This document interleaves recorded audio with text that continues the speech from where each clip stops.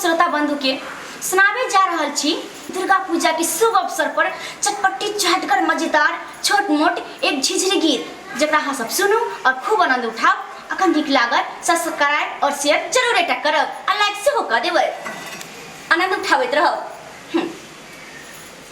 तोहारे भरोसे बढ़म बाबा झिझिया बनलियै हो, बढ़म बाबा झिझिया पर होइयौ ना सहाय।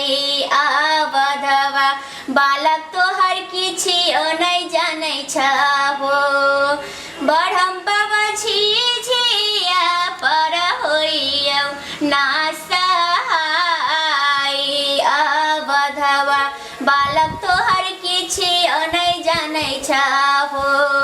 तोहरे आंगनमा बढ़म बाबा जुड़ब बनलियै हो, बढ़म बाबा जुड़ब बनलियै हो, बढ़म बाबा जुड़ब पर होइयौ ना सहाय।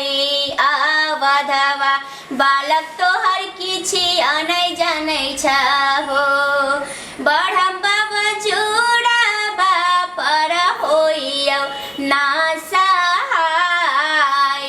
आबधवा बालक तोहर किछियो नहि जानै छहो, तोहरे भरोसे बढ़म बाबा झिझिया बनलियै हो, बढ़म बाबा झिझिया बनलियै हो, बढ़म बाबा झिझिया पर होइयौ ना सहाय।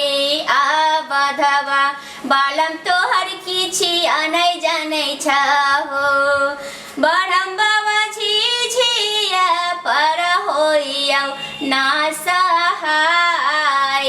आबधवा बालक तोहर किछियो नहि जानै छहो, बालक तोहर किछियो नहि जानै छहो।